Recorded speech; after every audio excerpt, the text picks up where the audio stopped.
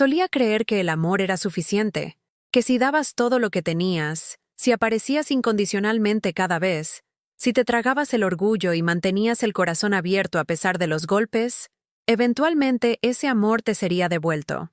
Estaba equivocada en muchas cosas. Mi nombre es Carmen, y a mis 55, he aprendido que algunos silencios hablan más fuerte que cualquier palabra. El silencio de mi teléfono que ya no suena.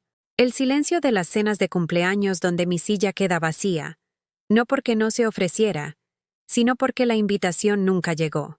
El silencio de una nuera que sonríe educadamente cuando nos encontramos por casualidad en el supermercado, y luego se apresura a pasar con mi nieto, un niño que solía correr hacia mí con dedos pegajosos e historias interminables, pero que ahora apenas recuerda mi nombre. Si disfrutan de historias sobre personas reales que enfrentan luchas reales, por favor suscríbanse a nuestro canal. Estamos trabajando para alcanzar los 1000 suscriptores, y su apoyo lo es todo para nosotros. Y por favor, comenten desde qué ciudad nos están viendo. Nos ayuda a saber que estamos llegando a personas que comprenden este tipo de desengaños del corazón. Lo peor de ser expulsada de tu propia familia no es el momento dramático en que sucede. No hay grandes peleas, no hay portazos, ni palabras duras que corten el aire como cuchillos. En cambio, es la lenta erosión de tu lugar en sus vidas, grano a grano, hasta que un día te das cuenta de que te has convertido en una extraña en la historia que ayudaste a escribir. Comenzó hace 3 años cuando mi hijo Miguel se casó con Elena. Ella era hermosa, ambiciosa, todo lo que yo no era. Una abogada corporativa con uñas perfectamente cuidadas y una sonrisa que nunca llegaba a sus ojos cuando me miraba. Durante su compromiso, me esforcé mucho por conectar con ella. Me ofrecía ayudar con la planificación de la boda, sugerí recetas familiares para la celebración, incluso me ofrecía pagar las flores porque sabía que estaban ajustando su presupuesto. «Qué amable eres, Carmen», me decía, con ese tono particular que usa la gente cuando está haciéndole la gracia a un niño. «Pero ya hemos contratado a una organizadora profesional. Queremos que todo esté coordinado». Coordinado. La palabra flotaba en el aire como un juicio. Yo no estaba lo suficientemente coordinada para su nueva vida. Mis ofrendas caseras no eran lo suficientemente sofisticadas para su visión. Mi presencia, de alguna manera, perturbaba la imagen perfecta que intentaban crear. El día de la boda debería haber sido uno de los momentos más felices de mi vida. Había criado a Miguel sola después de que su padre muriera cuando él tenía 12 años. Trabajé dobles turnos en el bar de barrio para pagarle la universidad. Celebré cada logro y lo consolé en cada revés. Pero en la celebración, me encontré sentada en una mesa en el rincón trasero con parientes lejanos que nunca había conocido, viendo a mi hijo bailar con su nueva esposa, mientras los padres de Elena se sentaban en la mesa de honor donde yo debería haber estado. Cuando le pregunté a Miguel sobre la distribución de los asientos más tarde, él se movió incómodo y dijo: «Mamá, ya sabes que la familia de Elena es más numerosa que la nuestra. Tuvimos que tomar decisiones difíciles sobre el espacio». Espacio. Como si el amor pudiera medirse en metros cuadrados, como si 18 años de sacrificio pudieran reducirse a un problema logístico de la distribución de las mesas. La distancia se hizo mayor después de que naciera el pequeño Dani. Recuerdo la primera vez que sostuve a mi nieto, este pequeño milagro perfecto con la nariz de Miguel y la barbilla terca de mi padre. Mi corazón estalló de un amor tan feroz que me quitó el aliento. Quería ser la abuela que horneaba galletas y contaba historias, que cuidaba a los niños en las noches de cita y lo consentía con juguetes que sus padres fingirían desaprobar. Pero Elena tenía otros planes. Había horarios que mantener, rutinas de sueño que no podían interrumpirse, restricciones dietéticas que yo no podría entender sin una formación en desarrollo infantil. Cuando me ofrecía cuidarlo, ella sonreía con la misma sonrisa distante y decía: «Oh, es muy generoso por tu parte, pero usamos un servicio de niñeras. Están capacitadas en RCP infantil y desarrollo en la primera infancia. Capacitadas, profesionales, cualificadas». Palabras que hacían que mis décadas de experiencia como madre se sintieran aficionadas e inadecuadas. Las visitas se hicieron más cortas, luego menos frecuentes, y luego prácticamente inexistentes.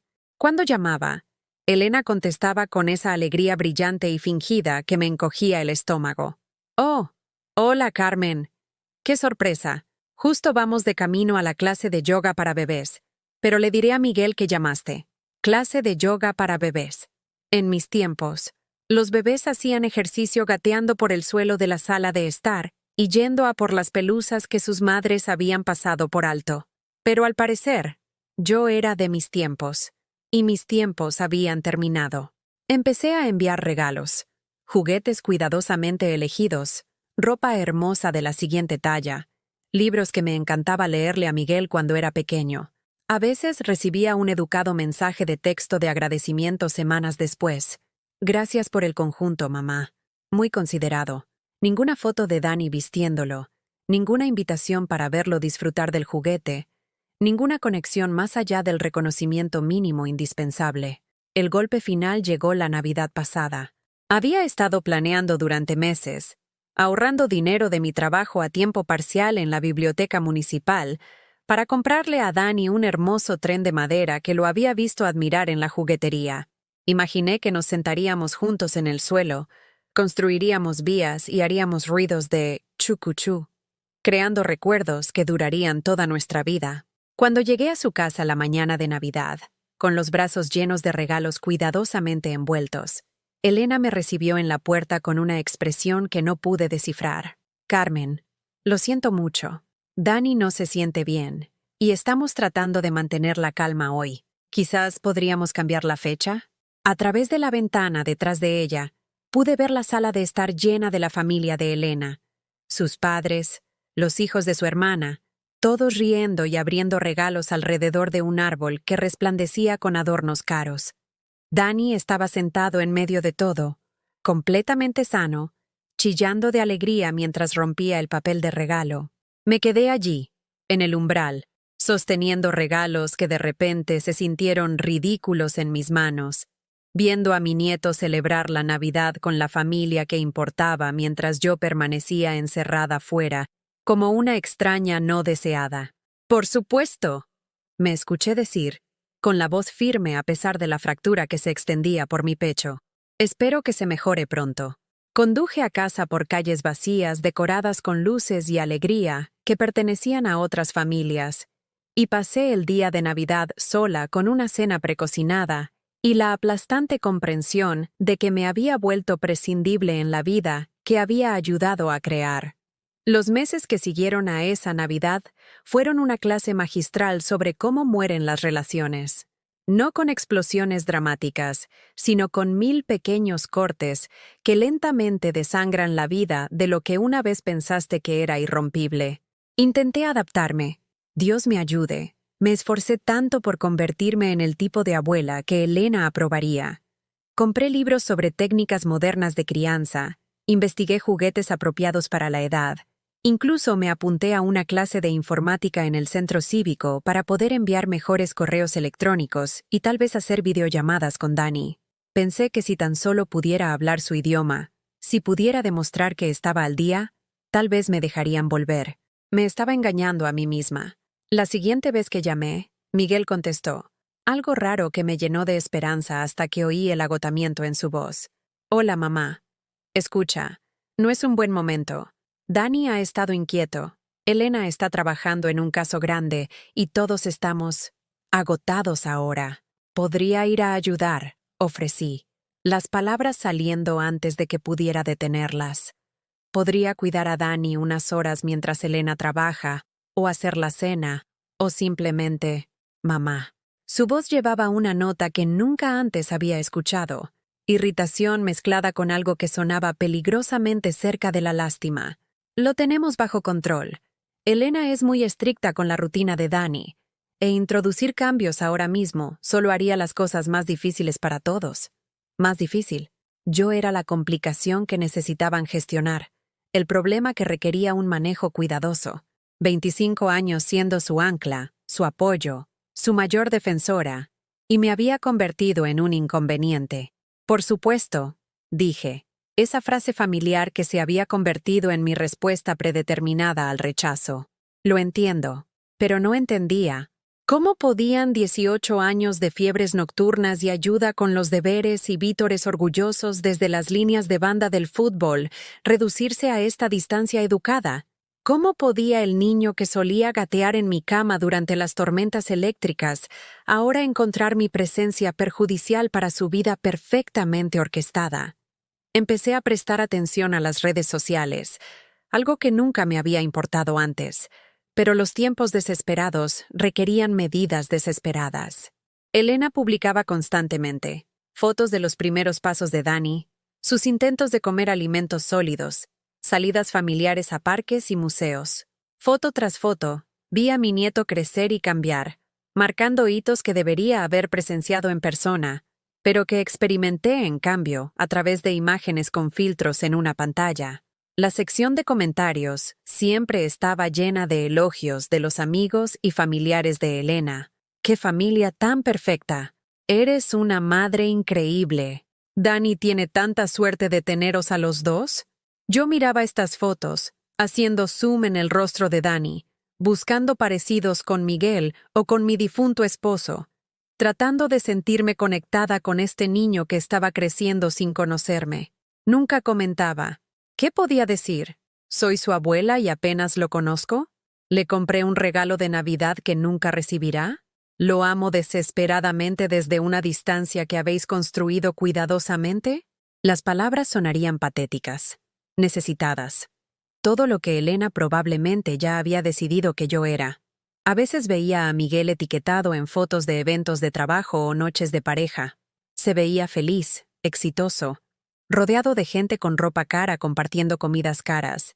Esta era la vida que él había elegido, la versión de sí mismo que prefería, pulido, sofisticado, libre de la madre de clase trabajadora que lo había criado en un apartamento estrecho encima de una tintorería.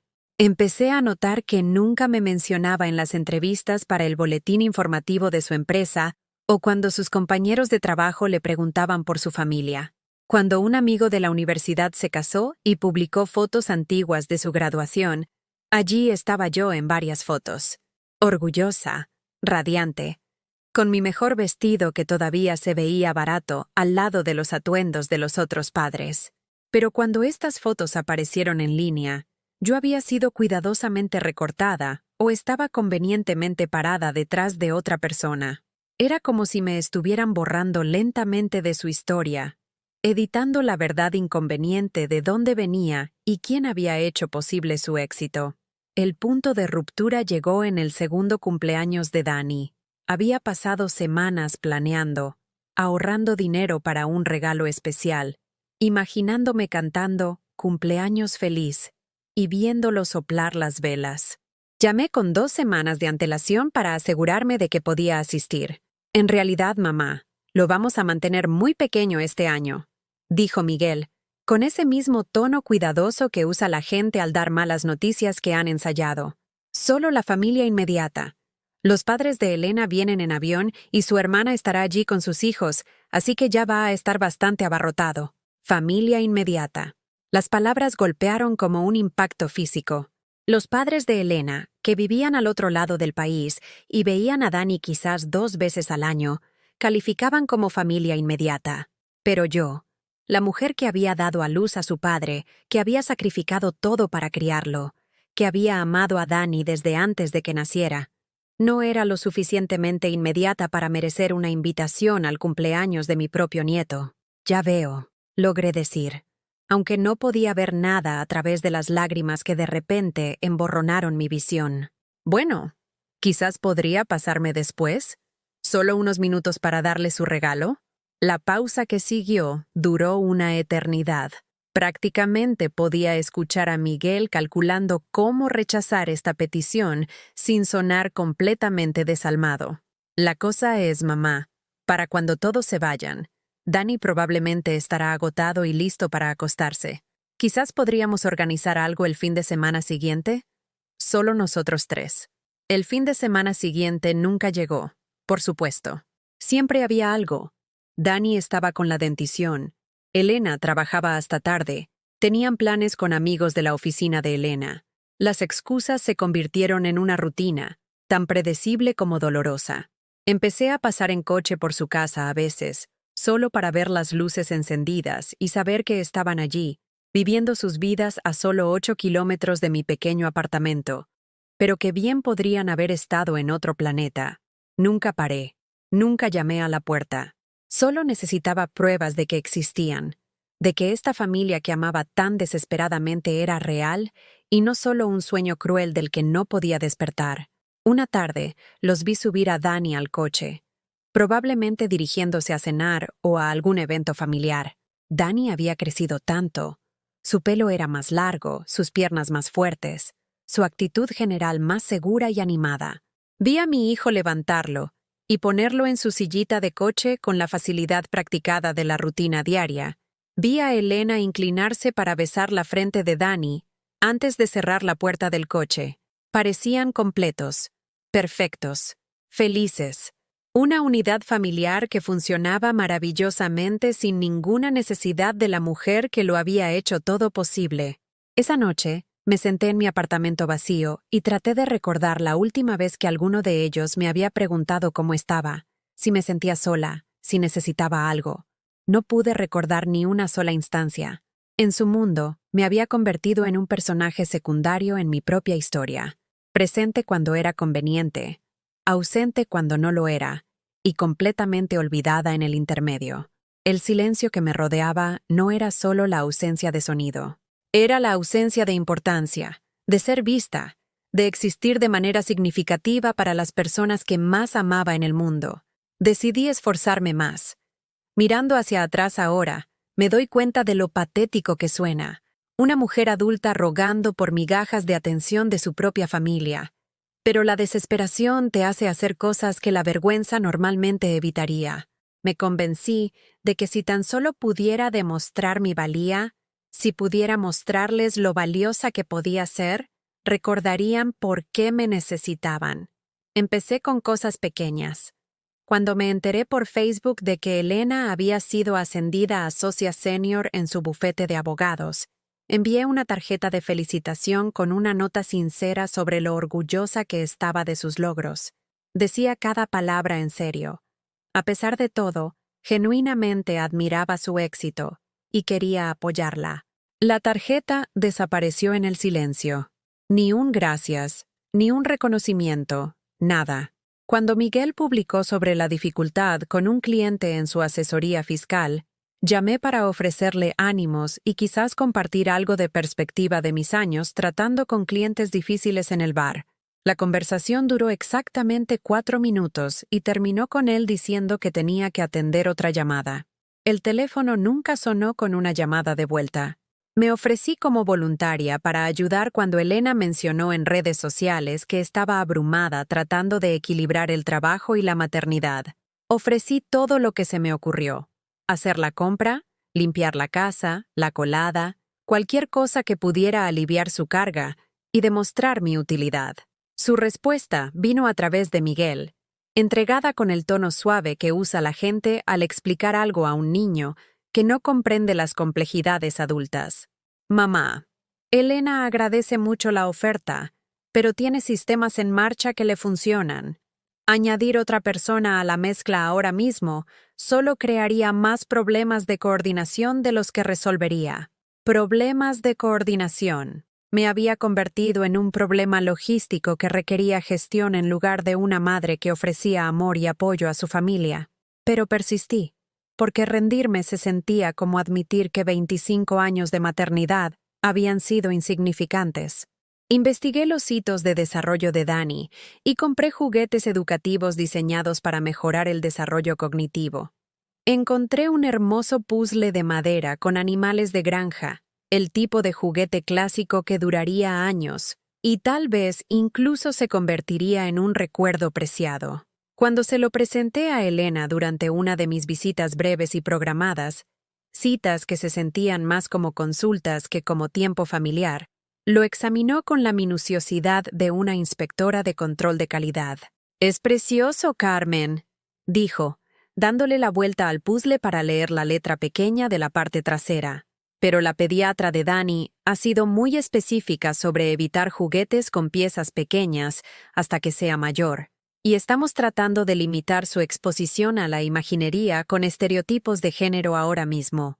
Los animales de granja pueden reforzar narrativas agrícolas tradicionales que quizás no se alineen con sus intereses futuros. La miré fijamente, sosteniendo este simple puzzle de madera que había parecido tan perfecto en la tienda, ahora transformado en evidencia de mi ignorancia sobre las filosofías modernas de crianza infantil.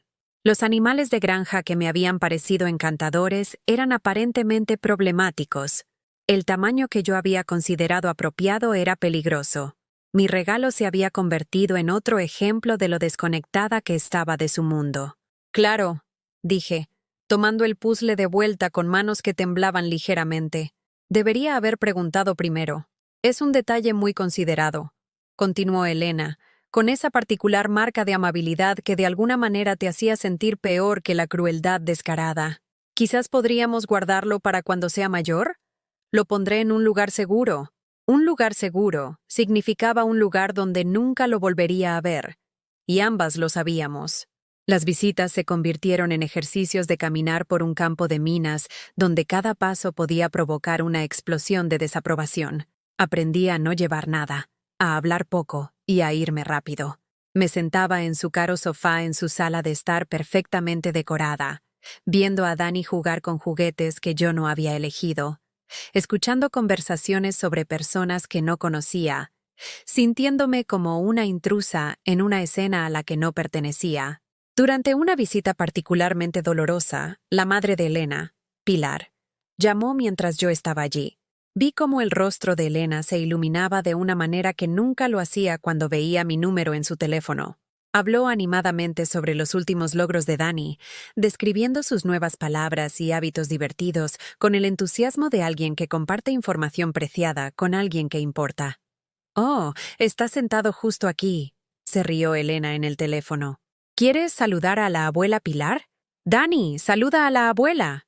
Dani balbuceó alegremente en el teléfono, actuando para su importante abuela que vivía lejos pero que de alguna manera mantenía una conexión que yo no podía lograr a pesar de vivir a 8 kilómetros de distancia. Me senté a 1 metro de esta conversación, invisible y olvidada, viendo a mi nieto estrechar lazos con una mujer que aparentemente era una versión más aceptable de lo que deberían ser las abuelas. Cuando terminó la llamada, Elena se volvió hacia mí con esa sonrisa brillante y vacía. «Disculpa por eso. A Pilar le gusta llamar durante el tiempo activo de Dani para poder escuchar todos sus nuevos sonidos». Pilar tenía llamadas programadas durante las mejores horas de Dani. Yo tenía visitas breves durante su siesta o justo antes de su baño, cuando estaba cansado y gruñón y desinteresado en interactuar con la extraña mujer que aparecía ocasionalmente en su visión periférica. La humillación final llegó durante Semana Santa, en lugar de Easter. Yo había esperado, tontamente, desesperadamente, que pudieran invitarme a unirme a ellos para cenar, o al menos a una búsqueda de huevos con Dani. En cambio, me enteré a través de las publicaciones de Elena en Instagram de que habían pasado el día en casa de la hermana de Pilar, rodeados de la familia extendida de Elena, creando recuerdos y tradiciones que no tenían lugar para mí. Las fotos eran hermosas y dolorosas. Dani con una pequeña pajarita, buscando huevos en un jardín que nunca había visto, rodeado de personas que podían reclamar el título de familia, mientras yo permanecía exiliada a la categoría de obligación inconveniente. Llamé esa noche, aparentemente para desearles una feliz Semana Santa, pero en realidad para escuchar la voz de mi hijo y confirmar que todavía existía en su mundo, aunque fuera marginalmente. «Oh, hola, mamá», dijo Miguel, y pude escuchar los sonidos de una cena de fiesta de fondo, risas, conversaciones, el tintineo de copas. «En realidad, estamos en medio del postre. ¿Te puedo devolver la llamada más tarde?» Más tarde nunca llegó, por supuesto. Ya nunca lo hacía. Esa noche, me senté en mi apartamento mirando esas fotos de Instagram, haciendo zoom en el rostro de Dani y tratando de memorizar la forma de su sonrisa, cómo le había crecido el pelo, la forma segura en que correteaba por un césped desconocido. Estaba prosperando sin mí, creciendo y aprendiendo y convirtiéndose en su propia personita en un mundo donde yo estaba ausente. Empecé a entender que esto no se trataba solo de las preferencias de Elena o del horario ocupado de Miguel. Se trataba de quién era yo versus quién necesitaban que fuera. Yo era el tipo de abuela equivocada, demasiado emocional, demasiado necesitada, demasiado recordatorio de un pasado que estaban tratando de trascender.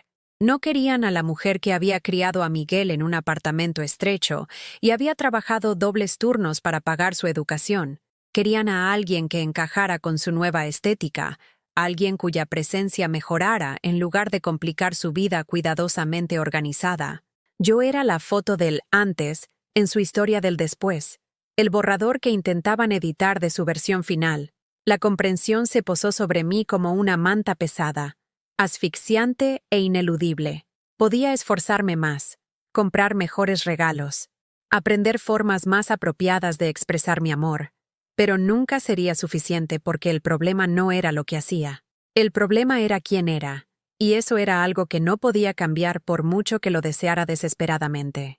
El punto de ruptura llegó un martes de septiembre, común y corriente en todos los sentidos, excepto por lo completamente que destrozó lo que quedaba de mi esperanza. Había pasado por el supermercado donde solía llevar a Miguel cuando tenía la edad de Dani, cuando un viaje para comprar leche podía convertirse en una aventura si dejabas que un niño curioso de 3 años te ayudara a navegar por los pasillos. Estaba en la sección de cereales, mirando las cajas coloridas y recordando cómo Miguel solía rogar por los azucarados con personajes de dibujos animados, cuando escuché una risa familiar, la risa de Dani. Me giré hacia el sonido y los vi. Mi hijo empujando un carrito mientras Dani estaba sentado en el asiento infantil, señalando emocionado todo lo que pasaban. Elena caminaba a su lado, elegante incluso con ropa informal, ocasionalmente acercándose para despeinar el pelo de Dani o darle un tentempié de su bolso. Parecían algo sacado de un anuncio de revista de familias perfectas que viven vidas perfectas. Por un momento, consideré acercarme.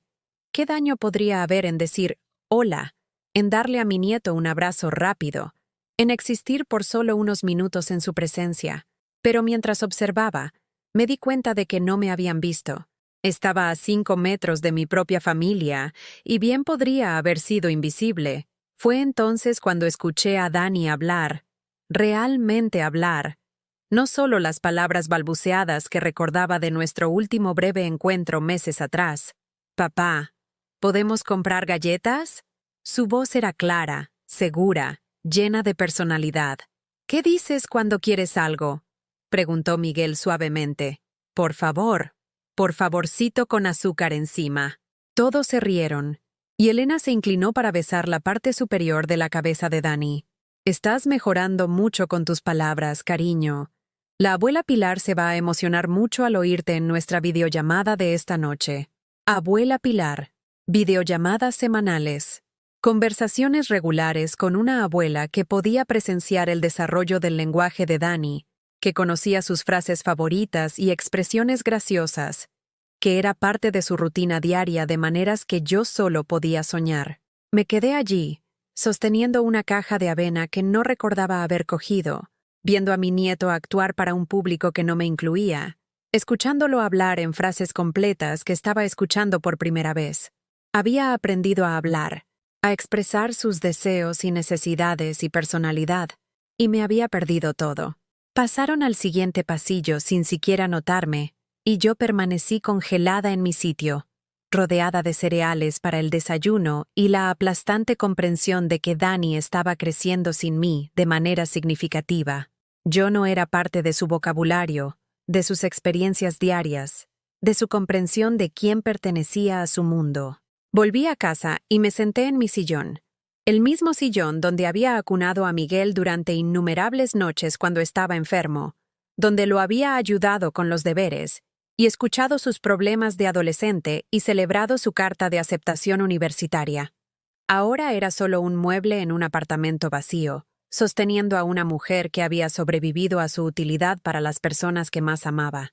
Esa noche, hice algo que nunca había hecho antes. Me serví una copa de vino barato de una botella que había estado en mi armario durante más de un año, y me permití llorar.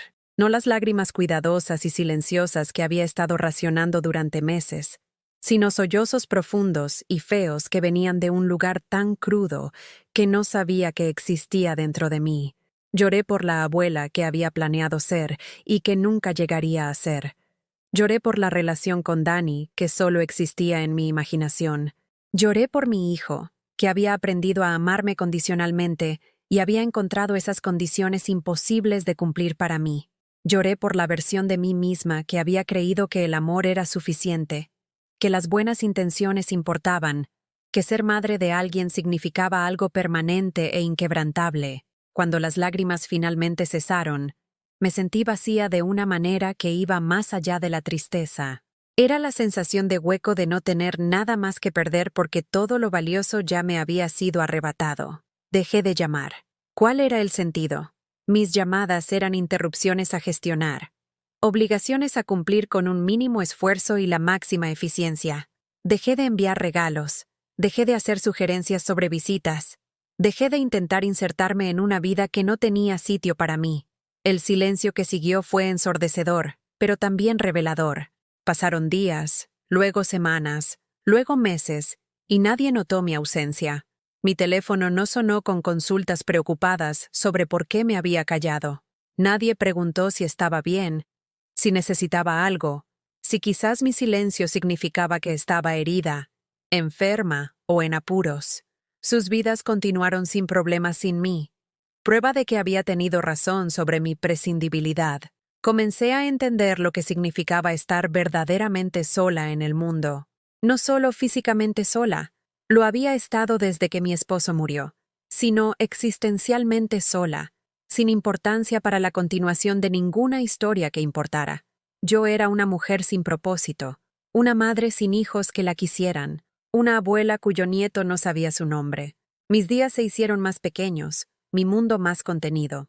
Iba a trabajar a la biblioteca, volvía a mi apartamento vacío, comía comidas sencillas mientras veía programas de televisión que me ayudaban a olvidar mi propia vida por unas horas. Los fines de semana se extendían interminablemente ante mí, llenos de tareas domésticas que había que hacer y libros que fingía disfrutar leyendo. A veces conducía pasando por su casa, no para verlos, sino para castigarme con la evidencia de su felicidad. El césped siempre estaba perfectamente cuidado, el coche de Elena brillaba en la entrada, los juguetes de los niños esparcidos por el porche delantero sugerían una vida llena de actividad y alegría. Habían construido algo hermoso juntos y estaba completo sin mí. Pero en algún lugar en las profundidades de ese otoño, cuando las hojas estaban muriendo y el mundo se preparaba para el invierno, algo cambió dentro de mí. No era esperanza. Había aprendido a no confiar más en esa peligrosa emoción. Tampoco era rabia, aunque eso hubiera sido más fácil de sostener que el entumecimiento que había estado cargando. Era algo más tranquilo, pero más sólido.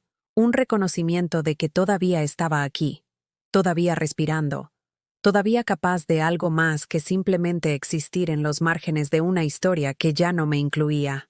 Había sobrevivido a la pérdida de mi esposo, a criar a un hijo sola, a trabajar en empleos que apenas pagaban lo suficiente para mantenernos a flote. Había sobrevivido a la pobreza y a la incertidumbre, y al tipo de agotamiento profundo que proviene de cargar con más de lo que creías posible. Quizás también podría sobrevivir a esto. Una tarde a finales de octubre, mientras estaba sentada en mi sillón viendo la puesta de sol a través de mi pequeña ventana, tomé una decisión que me sorprendió por su claridad. No iba a desaparecer solo porque ellos habían decidido que era un inconveniente. No iba a languidecer en silencio en este apartamento, agradecida por cualquier migaja de atención que pudieran lanzarme ocasionalmente. Iba a recordar quién era antes de convertirme en la mujer que rogaba por el amor de su propia familia. Iba a recuperar algo que había perdido en todos esos meses de intentar hacerme aceptable para personas que ya habían decidido que no valía la pena el esfuerzo. Todavía no sabía lo que eso significaba. No tenía un plan o un gran gesto en mente. Pero por primera vez en meses, sentí algo más que vacío. No esperanza exactamente, sino posibilidad. Todavía no fuerza, sino el recuerdo de cómo se sentía la fuerza. Todavía me quedaba algo. Algo que habían olvidado. algo que incluso yo casi había olvidado en mi desesperación por pertenecer donde ya no me querían. Todavía me tenía a mí misma. Y quizás, solo quizás, eso iba a ser suficiente. El cambio no llegó con fanfarria ni revelación dramática. Empezó con cosas pequeñas, observaciones discretas que se acumulaban como copos de nieve, hasta que formaron algo lo suficientemente sustancial como para sostenerme. Empecé a notar cuán diferente me movía por el mundo cuando no estaba constantemente preparándome para el rechazo.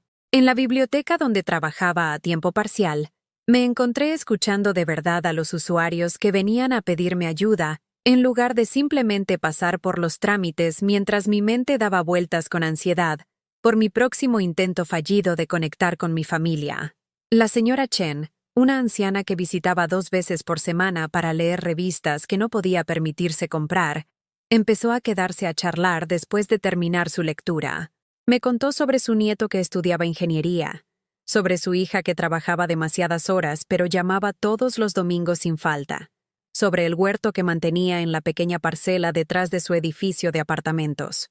«La familia es complicada», dijo una tarde, acomodándose en la silla al lado de mi escritorio con la comodidad de alguien que había aprendido que algunas conversaciones no podían apresurarse. A veces, las personas que deberían querernos más son las que nos hieren más profundamente, pero eso no significa que dejemos de ser dignos de amor.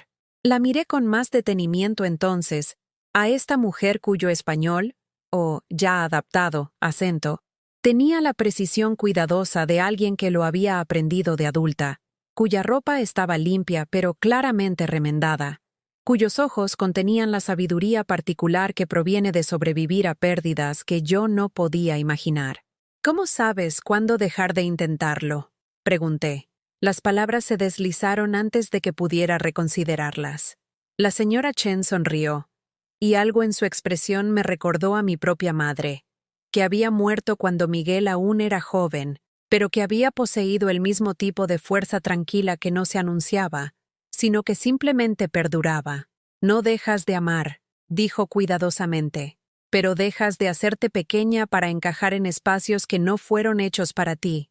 Recuerdas que existías antes que ellos, y existirás después que ellos, y esa existencia tiene valor por sí misma». Esa conversación se quedó conmigo mientras caminaba a casa durante la tarde de noviembre, pasando junto a casas donde las familias se sentaban a cenar y los niños hacían los deberes en las mesas de la cocina, y los abuelos probablemente eran incluidos en las conversaciones sobre los planes festivos. Por primera vez en meses, no sentí envidia por esos destellos de vida familiar. En cambio, sentí curiosidad por cómo podría ser mi propia vida si dejaba de medirla en función de lo que había perdido. Empecé a prestar atención a cosas que había olvidado notar durante los meses en que toda mi energía se había centrado en intentar recuperar la entrada a un mundo que me había cerrado con llave. La forma en que la luz caía a través de las ventanas de mi apartamento a última hora de la tarde, creando patrones en las paredes que cambiaban y se movían como un baile lento. La satisfacción de organizar la sección infantil de la biblioteca, creando expositores que ayudarían a los padres a encontrar libros que a sus hijos les pudieran encantar. El placer tranquilo de cocinar comidas sencillas para mí misma, sin tener que considerar las preferencias o restricciones dietéticas de nadie más. Redescubrí rutinas que me pertenecían solo a mí. El café del sábado por la mañana mientras leía el periódico de cabo a rabo, algo que no había hecho desde que había empezado a pasar mis fines de semana esperando llamadas telefónicas que nunca llegaban, baños largos con libros de la biblioteca apoyados en el borde de la bañera, permitiéndome sumergirme en las historias de otras personas en lugar de obsesionarme con la mía, paseos nocturnos por mi barrio, aprendiendo los nombres de las calles cerca de las que había vivido durante años, pero que nunca había explorado realmente. Durante uno de estos paseos, me encontré frente a la escuela primaria donde Miguel había asistido a educación infantil y primaria. El equipo del patio había sido renovado desde entonces, pero el edificio en sí se veía igual. Ladrillo rojo, grandes ventanas, la misma entrada acogedora donde lo había dejado en su primer día y lo había recogido después de obras escolares y reuniones con profesores. Recordé a la madre que había sido entonces, segura, involucrada, cierta de mi importancia en la vida de mi hijo. Había sido voluntaria para excursiones, ayudado con las fiestas de clase, asistido a cada actuación y presentación. Los otros padres conocían mi nombre, me incluían en sus conversaciones. Asumían que yo pertenecía al ecosistema de personas que daban forma a las experiencias diarias de sus hijos. Esa mujer se sentía como una extraña para mí ahora, alguien que había perdido en el camino entre la infancia de Miguel y su vida actual. Pero parada allí mirando la escuela donde ella había estado tan presente y decidida, me di cuenta de que en realidad no había desaparecido. Solo había estado enterrada bajo meses de dudas sobre mí misma e intentos desesperados de convertirme en alguien más aceptable. Empecé a pensar en lo que había dicho la señora Chen sobre existir antes y después de las personas que nos habían herido. Yo había sido alguien antes de convertirme en la madre de Miguel. Una joven con sueños y opiniones y el tipo de resiliencia que me había ayudado a superar la muerte de mi esposo y la monoparentalidad y años de lucha financiera. Había sido alguien después de que Miguel creciera y se mudara. Una mujer que había construido una vida tranquila pero satisfactoria en torno a un trabajo que disfrutaba y pequeños placeres que había ganado a través de décadas de responsabilidad. En algún lugar del pánico de perder mi lugar en su nueva familia, había olvidado que esa versión de mí misma existía. Comencé a recordar cosas que había amado antes de que mi mundo se redujera al tamaño de mi dolor. Siempre me había gustado la jardinería, pero había abandonado mi pequeño huerto en el balcón cuando me deprimí demasiado para mantenerlo.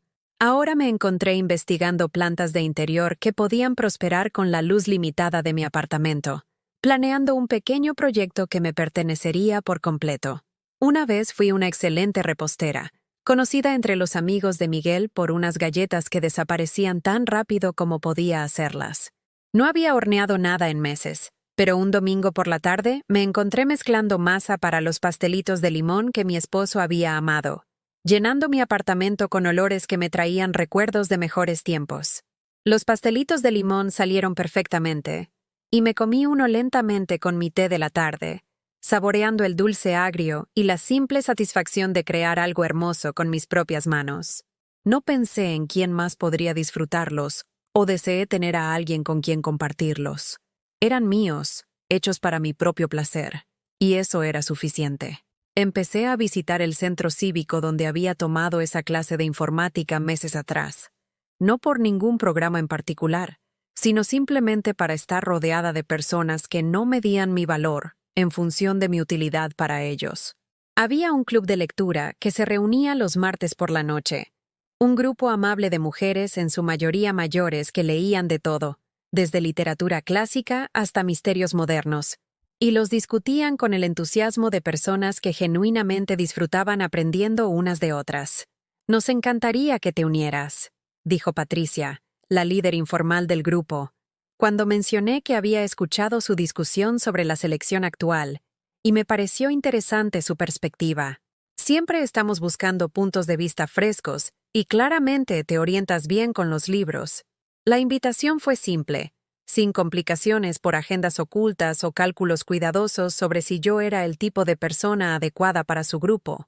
Acepté, y el martes siguiente me encontré sentada en un círculo de sillas plegables, escuchando debates apasionados sobre las motivaciones de los personajes y los elementos temáticos con personas a las que les importaba más la calidad de las ideas que el estatus social de la persona que las expresaba. Durante 2 horas, solo fui Carmen, no la madre rechazada, no la abuela no deseada, no la mujer que no había cumplido los estándares de otra persona para ser un miembro familiar aceptable. Yo era alguien cuyas opiniones importaban, cuyas ideas eran bienvenidas, cuya presencia añadía algo valioso a la conversación. Caminando a casa esa noche, sentí algo que no había experimentado en meses: el simple placer de ser vista y apreciada por quien realmente era en lugar de ser descartada por quien no era. Empecé a entender que el problema no había sido mi insuficiencia. El problema había sido intentar forzarme a adoptar una forma que no encajaba con quien realmente era. Había gastado tanta energía tratando de convertirme en el tipo de abuela que Elena aprobaría que había olvidado el tipo de persona que siempre había sido. Alguien que amaba profundamente, pero que no rogaba por atención, que ofrecía apoyo sin requerir gratitud, que había criado a un buen hombre incluso si él había olvidado de dónde venía esa bondad. Esa noche, saqué una caja que no había abierto desde la boda de Miguel. Fotografías y recuerdos de su infancia, boletines de notas y dibujos escolares, y fotos de fiestas de cumpleaños que contaban la historia de un niño que había sido amado completa e incondicionalmente. Allí estaba yo en foto tras foto, más joven pero reconocible, sosteniendo a un niño seguro que nunca había dudado de la devoción de su madre. No era la misma mujer que lo había criado, pero tampoco era una especie diferente. Era mayor, con más canas, marcada por experiencias que él no podía imaginar, pero seguía siendo la persona que le había enseñado a atarse los zapatos y lo había ayudado con los deberes de matemáticas, y se había quedado despierta toda la noche cuando tuvo neumonía. Seguía siendo su madre, eligiera él recordarlo o no, y seguía siendo yo misma, tuviera o no sitio para mí su nueva familia. Por primera vez en meses, eso se sintió como algo que valía la pena recordar. La carta llegó un jueves de diciembre, común y corriente en todos los sentidos, excepto por el remitente que hizo que mis manos temblaran al sostenerla. La letra de Miguel, inconfundible a pesar de los años que habían pasado desde que la había visto en tarjetas de cumpleaños o notas de agradecimiento que gradualmente habían dejado de llegar. La puse en la mesa de mi cocina y la miré fijamente durante casi una hora antes de encontrar el coraje para abrirla. Durante esos 60 minutos, imaginé todas las razones posibles por las que podría haberme escrito. Una disculpa, quizás. Una invitación a la cena de Navidad. Noticias sobre Dani que quería compartir personalmente, en lugar de a través del filtro distante de las publicaciones en redes sociales que se suponía que no debía ver. La realidad no era nada de eso. «Querida mamá», comenzaba, e incluso eso se sentía extraño. ¿Cuándo fue la última vez que me había llamado mamá por escrito? Espero que esta carta te encuentre bien. Elena y yo hemos estado discutiendo nuestra situación familiar, y nos damos cuenta de que quizás te hemos dado la impresión de que no eres bienvenida en nuestras vidas. Esa nunca fue nuestra intención. Leí esa frase 3 veces, sintiendo cómo algo frío se instalaba en mi pecho. Nuestra situación familiar, como si mi exclusión de la vida de Dani fuera un malentendido que pudiera resolverse con una mejor comunicación, en lugar de una campaña sistemática para borrarme de su existencia cuidadosamente organizada. Sabemos que nos has estado dando espacio, continuaba la carta, y apreciamos tu respeto por nuestros límites mientras hemos navegado los desafíos de la nueva paternidad. Sin embargo, nos gustaría extenderte una invitación para que te unas a nosotros para la cena de Navidad de este año. Creemos que sería bueno para Dani tener más tiempo con su abuela. Las palabras deberían haberme llenado de alegría. Hace 6 meses, una invitación a la cena de Navidad se habría sentido como una oración respondida, como una validación de que todavía les importaba, a pesar de todo lo que había sucedido. Pero al leerlo ahora, con la claridad que la distancia me había dado, pude ver el lenguaje cuidadoso que no tenía nada que ver con el amor y todo que ver con la gestión de la culpa. No me estaban invitando porque me extrañaran o porque se hubieran dado cuenta de cuánto me habían herido. Me estaban invitando porque alguien, quizás la madre de Elena, quizás uno de sus amigos, les había hecho sentir culpables por excluir a una abuela de las celebraciones familiares. Esto no se trataba de quererme allí. Se trataba de poder decirse a sí mismos y a otros que habían hecho un esfuerzo. La carta continuaba especificando los detalles con el tipo de precisión que me dolía el estómago. La cena sería a las 2 en punto. Debería traer un acompañamiento, nada demasiado elaborado, quizás una simple verdura o ensalada.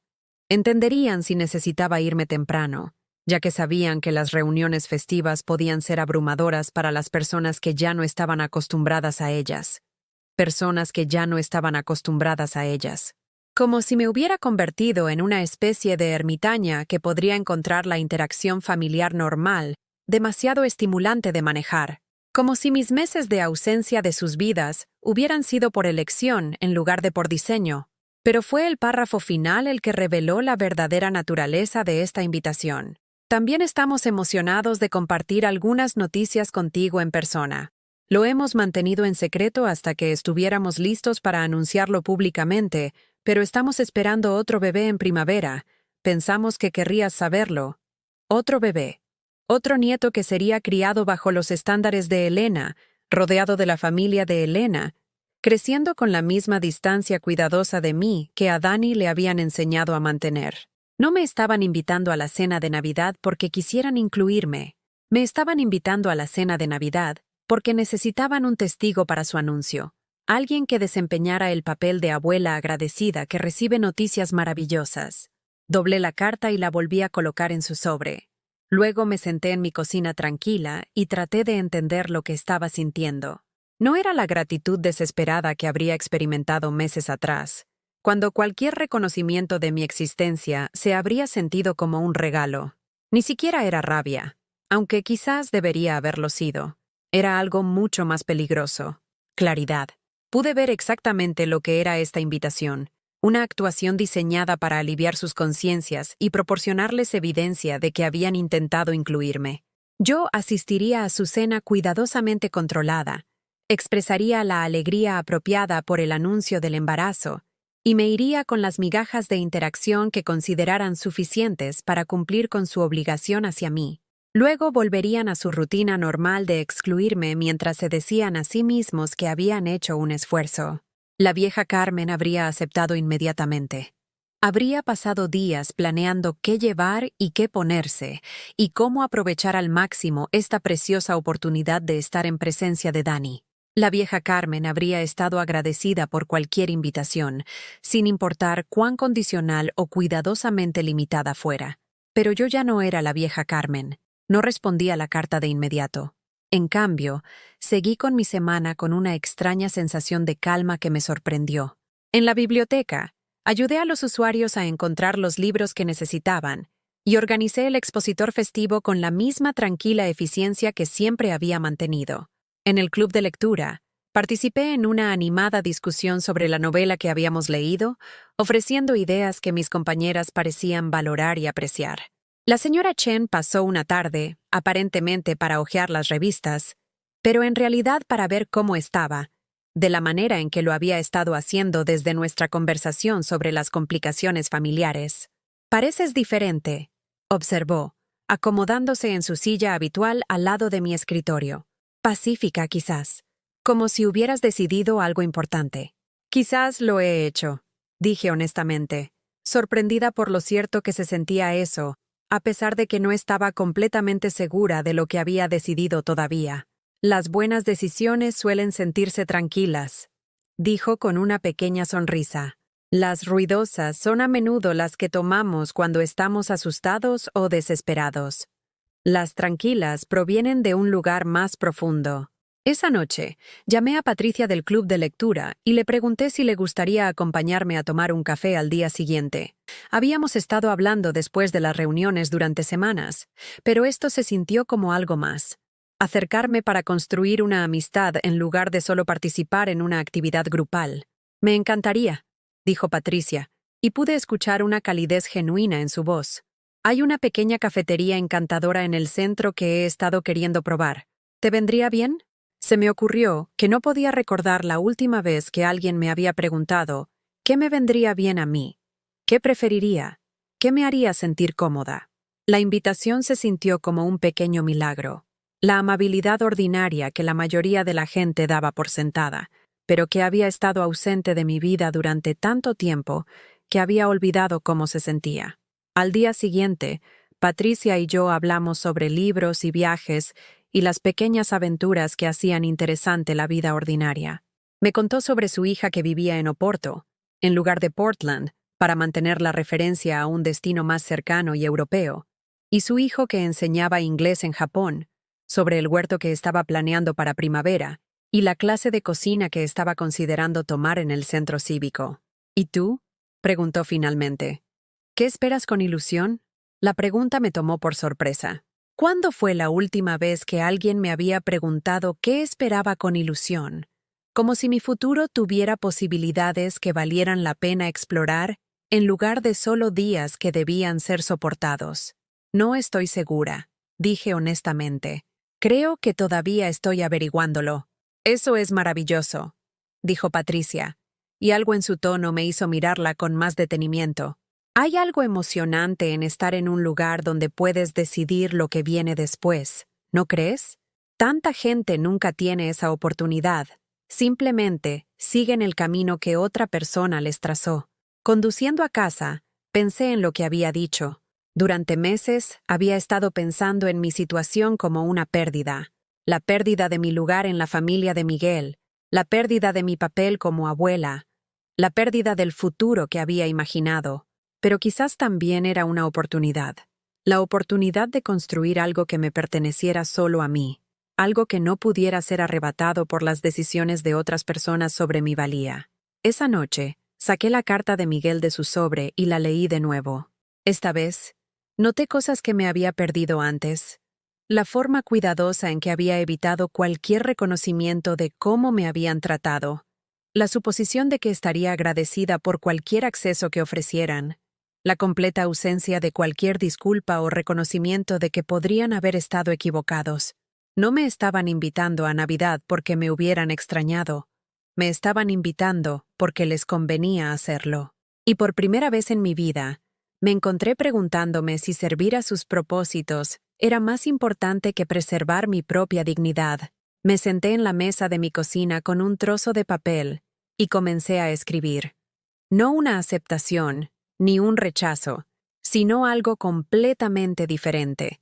Algo que les haría saber que la mujer que pensaban que podían manejar y manipular había aprendido a valorarse de manera diferente. Las palabras llegaron lenta pero constantemente. Cada frase un pequeño acto de recuperar algo que había regalado con demasiada libertad. No estaba enfadada. No era dramática. No exigía nada que sabía que no podían dar. Simplemente estaba siendo honesta sobre quién era y lo que merecía, y dejándoles decidir cómo responder a esa honestidad. Cuando terminé de escribir, sentí algo que no había experimentado en meses. La tranquila satisfacción de decir mi verdad sin disculpas ni explicaciones. Lo que viniera después sucedería, pero le sucedería a una mujer que recordaba su propio valor. El teléfono sonó a las 11:37 de la mañana de un martes, 3 días después de que envié por correo mi respuesta a la invitación de Navidad de Miguel. Sabía que era él antes de contestar. Esa urgencia particular en el timbre que aparece cuando alguien llama porque tiene que hacerlo, no porque quiera. Mamá. Su voz era tensa, controlada de la manera en que había aprendido a manejar conversaciones difíciles durante sus años en finanzas corporativas. Necesitamos hablar sobre tu carta. ¿Qué pasa con ella? Pregunté, acomodándome en mi sillón con la taza de té que había estado preparando cuando el teléfono interrumpió mi tranquila rutina matutina. ¿Qué pasa con ella? Sonaba genuinamente desconcertado, como si mi respuesta hubiera sido escrita en un idioma extranjero que no podía comprender. Mamá, rechazaste la cena de Navidad. Dijiste que estabas demasiado ocupada con otros compromisos. ¿Qué otros compromisos? Tú no tienes... Quiero decir, ¿qué podría ser más importante que pasar la Navidad con tu familia? Ahí estaba, la suposición que había gobernado nuestra relación durante meses, que yo existía en un vacío, esperando pacientemente cualquier atención que pudieran dispensarme ocasionalmente, que mi vida no tenía valor ni significado más allá de mi disponibilidad para servir a sus necesidades cuando les conviniera. Me uní a un club de lectura, dije con calma. Tenemos una cena de confraternización festiva el día de Navidad. Patricia, ella es la coordinadora del grupo, me invitó a ayudar a organizarla, y dije que sí. El silencio que siguió se alargó lo suficiente como para que yo tomara varios sorbos de té y viera un cardenal, el pájaro, aterrizar en el comedero para pájaros que había colgado fuera de la ventana de mi cocina la semana anterior. Cuando Miguel finalmente habló, su voz llevaba una nota que nunca antes había escuchado. Algo que podría haber sido pánico. No puedes hablar en serio. Mamá, esto es Navidad. Esto es la familia. ¿Estás escogiendo a extraños por encima de tu propio nieto? Estoy eligiendo gente que valora mi compañía frente a gente que me invita como si fuera una obligación de última hora, respondí, y me sorprendió lo firme que sonaba mi voz. Estoy eligiendo pasar la fiesta con amigos que realmente me quieren allí, en lugar de con miembros de la familia que ven mi presencia como una obligación que hay que gestionar. Eso no es justo. Su voz se estaba elevando ahora, perdiendo el control cuidadoso que había mantenido al principio de la conversación. Te invitamos. Te contactamos específicamente porque queríamos que fueras parte de la Navidad de Dani. ¿Cómo es que eso no es quererte allí? Casi me río. Casi. El mismo hombre que había permitido que su esposa me excluyera sistemáticamente de cada momento significativo de la vida de su hijo, ahora actuaba como si estuviera herido porque yo tuve la audacia de rechazar su invitación cuidadosamente condicional. Miguel, dije, y algo en mi tono debió advertirle que esta conversación estaba a punto de ir a lugares para los que no estaba preparado. ¿Cuándo fue la última vez que me llamaste solo para ver cómo estaba? No porque necesitaras algo, no porque Elena sugiriera que deberías, sino porque realmente te preguntaste si estaba bien. El silencio fue respuesta suficiente. ¿Cuándo fue la última vez que me invitaste a pasar tiempo con Dani que no fuera una fiesta importante o una ocasión especial? ¿Cuándo fue la última vez que me incluiste en un día normal y corriente de tu vida? Mamá, eso no es. Hemos estado ocupados. Lo sabes.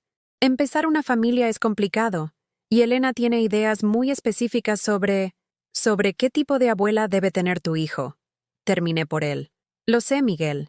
Lo he sabido durante meses. La pregunta es si tú lo sabes. Podía oírlo respirar al otro lado de la línea. Podía sentir prácticamente su incomodidad irradiando a través de la conexión telefónica. Esta no era la conversación que había planeado tener. Había esperado llamar y solucionar cualquier malentendido que hubiera llevado a mi inexplicable negativa a su generosa invitación. Había esperado que yo estuviera agradecida, me disculpara, ansiosa por enmendar mi error de juicio temporal. Elena cree, comenzó. Luego se detuvo. Elena cree que, le incité suavemente, cree que hemos estado poniéndonos presión, que te sientes culpable por nuestras elecciones. Dice que no respetas nuestros límites, que eres demasiado emocional con todo, que incomodas a Dani con lo intensa que eres al intentar conectar con él. Cada acusación golpeó como un impacto físico, pero me encontré capaz de absorberlas sin desmoronarme, quizás porque las había estado esperando durante meses, o quizás porque finalmente había aprendido a distinguir entre lo que era verdad y lo que era conveniente que otras personas creyeran. Demasiado emocional, repetí, demasiado intensa. Supongo que mostrar amor por mi nieto califica como ambas cosas. Mamá, por favor, no lo hagas más difícil de lo que tiene que ser. Estamos intentando incluirte. Vamos a tener otro bebé, y queremos que seas parte de la vida de ese niño también. Pero tienes que entender que las cosas son diferentes ahora. Tenemos diferentes expectativas, diferentes estándares. ¿Diferentes estándares para qué? Para los miembros de la familia, para el tipo de influencia que queremos en la vida de nuestros hijos. La familia de Elena está muy involucrada, pero entienden los límites. No presionan, no exigen más atención de la que nos sentimos cómodos dando. Apoyan nuestras decisiones en lugar de cuestionarlas. Cerré los ojos y traté de recordar al hombre que solía meterse en mi cama durante las tormentas, que solía contarme todo sobre su día mientras merendaba, que solía abrazarme tan fuerte que apenas podía respirar, y me decía que yo era la mejor madre del mundo. Miguel, dije finalmente, ¿recuerdas cuando tenías 8 años y rompiste la ventana de la señora Torres con un balón de fútbol? ¿Qué tiene que ver eso con algo?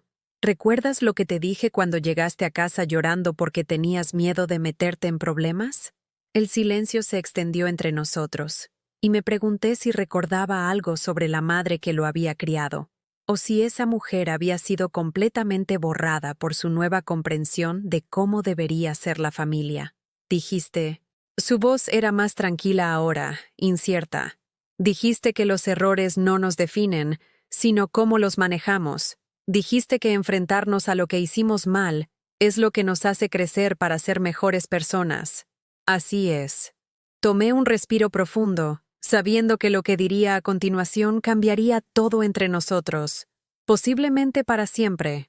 Así que me pregunto, ¿a qué crees que tienes que enfrentarte, Miguel? ¿Qué error podrías necesitar reconocer para convertirte en el tipo de hombre que te crié para ser? El silencio que siguió fue diferente de los demás. Más pesado, más cargado de implicaciones que ninguno de los dos estaba del todo dispuesto a abordar directamente. ¿Estás diciendo que he cometido un error?, preguntó finalmente. Estoy diciendo que el hijo que crié nunca habría permitido que nadie tratara a su madre de la manera en que me han tratado durante el último año. Estoy diciendo que el hombre del que estoy orgullosa no se habría quedado de brazos cruzados mientras su esposa me excluía sistemáticamente de la vida de su hijo. Estoy diciendo que la persona a la que enseñé a valorar la lealtad y la amabilidad parece haber olvidado esas lecciones cuando se volvieron inconvenientes. Podía oírlo respirar. Podía sentir la lucha interna desarrollándose en el silencio entre nosotros. Elena es mi esposa, dijo finalmente. Tengo que apoyar sus decisiones. Tengo que poner a mi familia primero. Yo fui tu familia primero, dije en voz baja. Durante 18 años, fui tu única familia. Te puse primero a través de todo. La muerte de tu padre, las luchas financieras, cada crisis y desafío que enfrentamos juntos. Nunca te pedí que eligieras entre yo y cualquier otra persona, porque nunca imaginé que tendrías que hacerlo. No es lo mismo. ¿No lo es? Cuando Elena decidió que yo no era el tipo de abuela adecuado para sus hijos, elegiste apoyar esa decisión en lugar de defender a la mujer que sacrificó todo para criarte. Cuando ella dejó claro que mi presencia no era bienvenida en vuestra casa, elegiste su comodidad por encima de mis sentimientos. Cuando ella me excluyó sistemáticamente de cada momento significativo de la vida de tu hijo, elegiste permitir esa exclusión en lugar de luchar por mi lugar en tu familia. Mamá, su voz se quebró ligeramente, y por un momento escuché al niño que solía ser debajo del hombre en el que se había convertido. Ya no te pido que elijas, Miguel. Estoy tomando la decisión yo misma. Estoy eligiendo pasar mi tiempo con personas que valoran lo que tengo para ofrecer, en lugar de personas que me ven como un problema que hay que gestionar. Estoy eligiendo invertir mi amor en relaciones que me devuelven algo en lugar de relaciones que me agotan y me dejan agradecida por las migajas. ¿Qué estás diciendo? Estoy diciendo que cuando estés listo para recordar quién soy y lo que significo para ti, cuando estés listo para enfrentarte a tu esposa e insistir en que tu madre merece algo mejor que las migajas que ha estado ofreciendo, cuando estés listo para ser el hombre que crié en lugar del hombre en el que ella te ha moldeado, entonces llámame. Hasta entonces, estaré viviendo mi vida con gente que realmente me quiere en ella. El silencio que siguió se sintió definitivo, concluyente de una manera que me oprimió el pecho con pena por lo que estábamos perdiendo y alivio por lo que finalmente estaba ganando. Mamá, no puedes hablar en serio sobre esto. Nunca he hablado más en serio sobre nada en mi vida, dije, y me di cuenta al pronunciar las palabras de que eran absolutamente ciertas. Cuando colgué el teléfono, mi apartamento se sintió diferente. No vacío, sino espacioso. No solitario, sino tranquilo. Por primera vez en meses, no estaba esperando nada, ni tratando de convertirme en algo que no era. Yo era solo Carmen, sentada en mi sillón con mi té, viendo pájaros en mi comedero, perfectamente contenta con mi propia compañía y mis propias elecciones. Pasaron 3 semanas en el tipo de calma pacífica que había olvidado que existía. No había revisiones ansiosas de mi teléfono buscando mensajes que nunca llegaban. No había textos cuidadosamente redactados, tratando de mantener la conexión con personas que no me querían conectada. Ninguna esperanza desesperada de que esta fiesta, o cumpleaños, o martes cualquiera, pudiera ser el día en que recordaran que yo importaba. En cambio, Patricia me llamaba para discutir las selecciones de libros y la señora Chen se pasaba por la biblioteca con historias sobre su huerto y sesiones de planificación de la cena de confraternización festiva, donde mis opiniones no solo eran bienvenidas, sino que se buscaban activamente. Tenía una vida que me pertenecía, llena de gente que me veía como Carmen en lugar de como la madre inconveniente o la abuela inadecuada de alguien. La cena de confraternización festiva del club de lectura fue todo lo que la invitación de Miguel no había sido. Genuina, cálida, desestructurada de la mejor manera posible. El apartamento de Patricia rebosaba de risas y conversación, gente genuinamente interesada en las historias de los demás, compartiendo comida hecha con cariño en lugar de obligación. Llevé mis pastelitos de limón, la misma receta que una vez fue la favorita de Miguel, y vi cómo desaparecían mientras la gente me pedía la receta y elogiaba mi repostería con el tipo de aprecio auténtico que había olvidado que era posible. «Pareces diferente», dijo Elena, la otra Elena, una de las nuevas miembros que trabajaba como enfermera en el hospital comarcal, como más asentada, de alguna manera, como si hubieras encontrado tu lugar. «Quizás lo he hecho», dije, y lo dije completamente en serio. Fue durante nuestra discusión sobre la selección de libros de enero, 3 días después de Año Nuevo, cuando mi teléfono sonó con el tono urgente que significaba que alguien me necesitaba inmediatamente. Pero no era el nombre de Miguel en la pantalla, era el de Elena, su esposa, y eso me provocó un escalofrío que no tenía nada que ver con el clima invernal. «Carmen». Su voz temblaba, despojada de la cuidadosa cortesía que había caracterizado cada conversación anterior que habíamos tenido. «Por favor, necesito que vengas al hospital. Es Miguel. Ha tenido un accidente y está preguntando por ti». El mundo se inclinó hacia los lados. Cualquier rabia, dolor o distancia protectora que había acumulado durante los meses desapareció instantáneamente, reemplazada por el terror primitivo que llega cuando tu hijo está en peligro. No importaba que tuviera 32 años, no importaba que hubiera elegido las preferencias de su esposa por encima de mis sentimientos, no importaba que me hubiera permitido ser excluida sistemáticamente de su vida.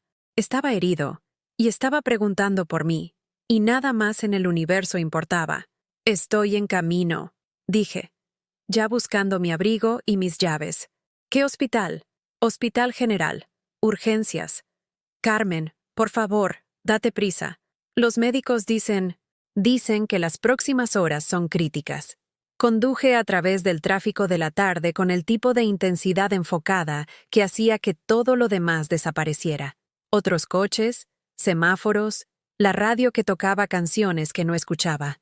Todo lo que existía era la necesidad de llegar a mi hijo, de estar donde me necesitara, de hacer lo que una madre hace cuando la vida de su hijo pende de un hilo. La sala de urgencias era un caos de luces fluorescentes y voces urgentes, y ese olor particular a desinfectante mezclado con miedo que los hospitales siempre llevaban. Encontré a Elena en la sala de espera, su perfecta compostura completamente destrozada, su ropa de diseñador arrugada y manchada con lo que parecía café y lágrimas. «¿Qué pasó?», pregunté, sentándome a su lado sin pensar en todos los meses de cuidadosa distancia entre nosotras. «Accidente de coche», dijo, su voz hueca por el shock. «Placas de hielo en la carretera. Su coche se salió de la vía y chocó contra un árbol. Dijeron que si los paramédicos hubieran llegado incluso 5 minutos más tarde». No pudo terminar la frase. No pudo pronunciar la posibilidad que ninguna de las dos estaba preparada para reconocer. «¿Dónde está ahora?» «Cirugía. Están tratando de detener una hemorragia interna. Carmen, lo siento mucho por todo. Sé que no he sido justa contigo. Pero él no dejaba de preguntar por ti, incluso cuando apenas estaba consciente. No dejaba de decir, necesito a mi mamá, y me di cuenta». Se derrumbó por completo entonces, sollozando con el tipo de pena cruda que hacía que mi propia rabia pareciera insignificante e irrelevante. «Shh», dije, haciendo lo que las madres hacen automáticamente. Ofrecer consuelo incluso cuando era lo último que pensabas que querías dar. «Va a estar bien. Miguel es fuerte y es un luchador. Va a estar bien». Nos sentamos juntas en ese terrible silencio de la sala de espera, 2 mujeres que habían pasado meses viéndose como enemigas, unidas por el amor al mismo hombre y el terror de pensar en perderlo. Elena me contó sobre las semanas transcurridas desde nuestra conversación telefónica, cómo Miguel había estado distraído y distante, cómo había comenzado a cuestionar cosas que nunca antes había cuestionado. Me preguntó por qué nunca te invitamos al cumpleaños de Dani. admitió, su voz pequeña y avergonzada. Quería saber cuándo habíamos dejado de incluirte en cosas normales, cosas cotidianas. Intenté explicarle sobre los límites y los diferentes estilos de crianza, pero simplemente me miró como si me estuviera viendo por primera vez. ¿Qué le dijiste? La verdad, finalmente. Que me sentía amenazada por lo mucho que Dani te quería cuando estabas cerca, que estaba celosa de la forma en que el rostro de Miguel se iluminaba cuando hablaba de su infancia contigo, que quería ser la mujer más importante en sus vidas, y te veía como competencia en lugar de familia. Fue la primera cosa completamente honesta que me había dicho, y llegó envuelta en crisis y arrepentimiento, pero se sintió como un regalo de todos modos. Comenzó a llamarte después de eso. Continuó. Todos los días durante una semana. Pero nunca contestaste, y él dijo que se lo merecía, que había perdido el derecho a esperar que estuvieras disponible cada vez que él decidiera que te necesitaba. Cerré los ojos, recordando esas llamadas que había ignorado, los mensajes de voz que había borrado sin escuchar, los mensajes donde su nombre aparecía en mi pantalla y yo había elegido mi propia paz por encima de sus intentos de reconciliación. Había estado tan concentrada en protegerme que me había perdido sus esfuerzos por cerrar la brecha entre nosotros. «Señora Carmen», un médico con uniforme de cirugía se acercó a nosotras, y tanto Elena como yo nos levantamos como si fuéramos tiradas por la misma cuerda. Su hijo está estable. La cirugía salió bien y pudimos reparar el daño interno. Va a necesitar tiempo para recuperarse, pero va a estar bien. El alivio fue tan intenso que mis rodillas se debilitaron. Elena me agarró del brazo, y por un momento nos sostuvimos mutuamente mientras el terror de las últimas horas se desvanecía lentamente. ¿Podemos verlo?, pregunté. Todavía está sedado, pero pueden quedarse con él. Solo una advertencia. Ha estado preguntando por su madre de manera bastante constante cada vez que está consciente. Elena y yo nos miramos, y algo pasó entre nosotras que se sintió como comprensión, tal vez incluso el comienzo del respeto. «Ve tú primero», dijo ella en voz baja. «Tú eres por quien ha estado preguntando». Miguel parecía imposiblemente joven acostado en esa cama de hospital, conectado a máquinas que monitoreaban sus constantes vitales y le administraban medicamentos que lo ayudarían a sanar. Su rostro estaba magullado e hinchado, pero respiraba constantemente, y cuando le tomé la mano, sus dedos se apretaron alrededor de la mía con sorprendente fuerza. «¿Mamá?». Su voz era ronca, apenas un susurro, pero era el sonido más hermoso que jamás había escuchado. «Estoy aquí, cariño, estoy justo aquí». «Lo siento», dijo, lágrimas escapando de las comisuras de sus ojos. «Siento mucho todo. Olvidé quién eras. Olvidé quién se suponía que debía ser. Shh, descansa ahora. Hablaremos de todo más tarde». «No», insistió con la terca determinación que recordaba de su infancia. «Necesito decir esto. Tenías razón en todo. Sobre Elena, sobre cómo te tratamos, sobre en qué tipo de hombre me estaba convirtiendo. Dejé que ella me convenciera de que el problema eras tú. Pero tú nunca fuiste el problema. Solo eras un inconveniente para la vida que ella quería que tuviéramos. Miguel, te quiero de vuelta», dijo con urgencia. «En nuestras vidas, en la vida de Dani, en todo. Quiero que mi hijo conozca a su abuela, la de verdad, no una versión desinfectada que se ajusta a la idea de otra persona sobre lo que es apropiado. Quiero que aprenda a hornear de ti y escuche historias sobre su abuelo, y entienda que su padre viene de un lugar real y significativo». Apreté su mano y me permití llorar por primera vez desde que comenzó esta terrible experiencia.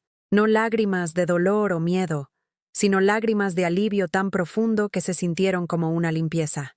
«Lo resolveremos», dije. «Todo.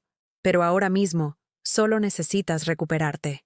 Cuando salí de su habitación una hora más tarde, Elena estaba esperando en el pasillo con Dani durmiendo en sus brazos. Había crecido mucho desde la última vez que lo había visto, su rostro perdiendo la redondez de bebé y desarrollando rasgos que se parecían más a Miguel cada día. «¿Te gustaría cargarlo?», preguntó, y fue la primera invitación que me ofreció sin condiciones ni reservas.